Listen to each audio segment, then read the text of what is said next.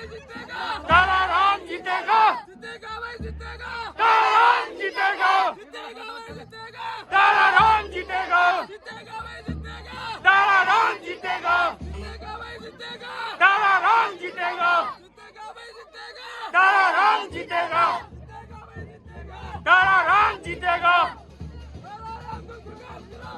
तुम्हारे साथ है, हम तुम्हारे साथ हैं, हम तुम्हारे साथ हैं। तारा राम जीतेगा, तारा राम जीतेगा।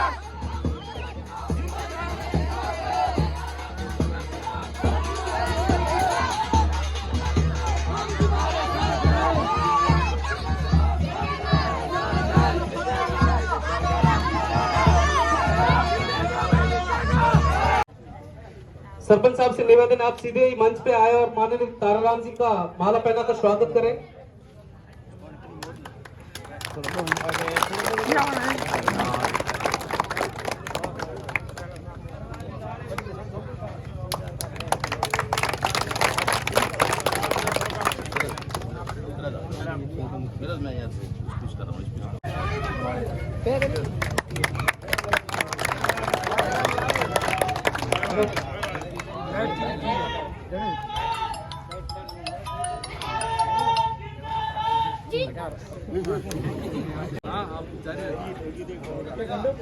पहले तो मैं भांडियावास के सभी 56 कौम के सर्व समाज के यहाँ उपस्थित बुजुर्गों, माताओं, बहनों और प्यारे बच्चों और युवा साथियों, आप सबका बहुत बहुत आभार प्रकट करना चाहता हूँ कि आप लोगों ने मेरी कल्पना से बहुत ही परे जाकर के जो स्वागत किया या फिर जो सम्मान और प्यार दिया, लाड दिया, उसके लिए आपका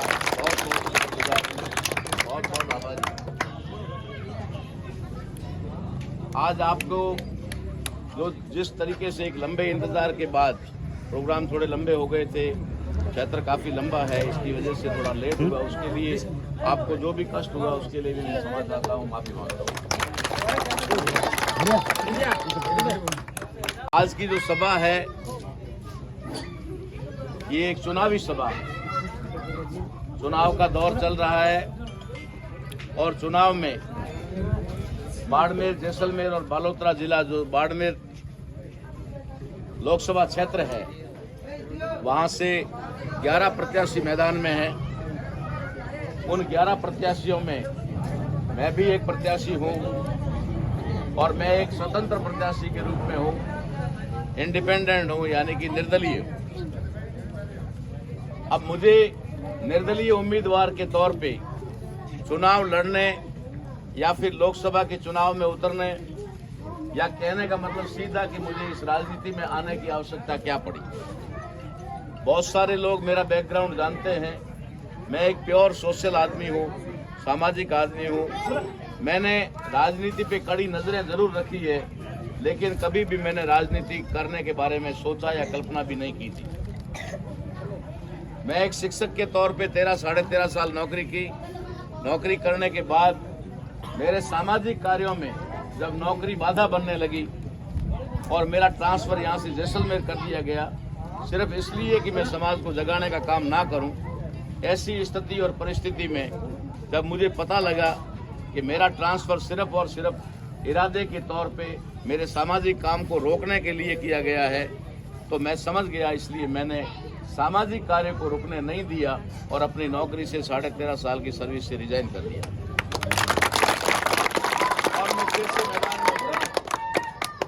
मैं आप लोगों को एक बात अवगत कराना चाहता हूं कि भारत के अंदर जाति व्यवस्था है और जाति व्यवस्था के अंतर्गत भील जाति, जिससे मैं बिलोंग करता हूं या जिसमें मैंने जन्म लिया, लेकिन मैंने कभी भी एक जाति के दायरे में रह करके सामाजिक कार्य नहीं किया।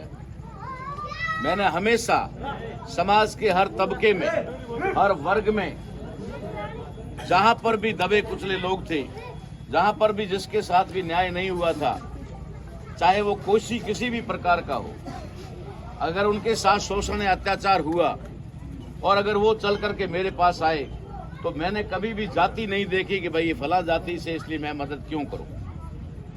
मैंने चाहे वो प्रशासनिक तौर पे हो, चाहे वो न्यायिक तौर पे न्यायालय का मामले हो, चाहे और किसी भी प्रकार के मामले हो, मैंने जहां तक मेरी योग्यता और मेरी समझ थी उसके मुताबिक उनकी मदद की है और हमेशा आगे करता रहूंगा।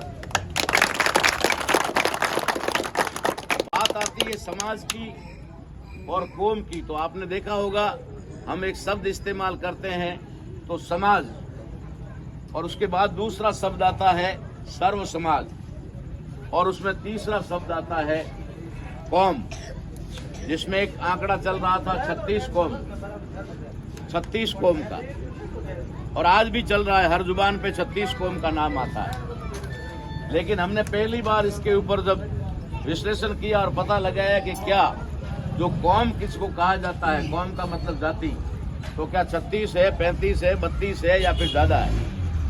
तो हम लोगों ने जब सभी वर्गों में जातियों का संख्या का आंकड़ा निकाला तो ये 56 जातियां बनी। इसलिए हम लोगों ने ये नया आंकड़ा आपके सामने लाया कि 56 कौम है। हमारे बाड़मेर, जैसलमेर और बालोतरा 3 जिलों में 56 कौम के लोग निवास करते हैं, जिन्हें किसी को एसटी के नाम से जाना जाता है, किसी को एससी के नाम से, किसी को ओबीसी के नाम से, किसी को माइनॉरिटी के नाम से, अल्पसंख्यक के तौर पे, और किसी को सामान्य के तौर पे जाना जाता है। और इन सभी 5 वर्गों के अंदर 56 कौम है। अब बात आती है समाज की, तो समाज क्या है? अगर हम इस परिभाषा को समझ जाएंगे तो शायद हमें राजनीति भी समझ में आ जाएगी, लोकतंत्र भी समझ में आ जाएगा, देश के हालात भी समझ में आ जाएंगे, बच्चों का भविष्य भी आपको समझ में आ जाएगा। सबसे पहली सीढ़ी है, हमें समाज को समझना होगा। समाज क्या है? अगर समाज कोई नाम है, जैसे भील है, ये अगर समाज है, जैसे राजपूत है, अगर ये समाज है, अगर मान लीजिए कि जाट है और वो समाज है, तो फिर कौम क्या है? कौम क्या है? हमारे लोगों को पता नहीं है इसके बारे में कि कौम में और जात समाज में क्या फर्क है। जितनी कौमें हैं, कौम किसको कहा जाता है? जो काम करता है उसे उस काम के आधार पर उस कौम के रूप में जाना जाता है। एक नाई जब बाल काटता है तो वो नाई कौम हो गया। दर्जी ये कपड़ा सिलता है तो एक दर्जी कौम हो गया। लोहार अगर लोहे का काम करता है तो लोहार एक कौम हो गया। यानी कि उसका काम था, काम के आधार पर वो कौम बन गया। लेकिन समाज क्या है? समाज इन 56 कौम के लोगों से मिलकर के समाज बनता है। जैसे कि आज आप लोगों ने जिस तरीके से इस सभा का आयोजन किया और तमाम इस गांव के रहने वाले लोग हैं जो अलग अलग कौम से हैं, उन सभी लोगों ने एक जाजम पर आकर के एक विचार और एक सोच के साथ जो प्यार, लाड और सम्मान हमें दिया, तो मुझे ऐसा लग रहा है कि मैं पहली बार कहीं समाज की झलक देख रहा हूं।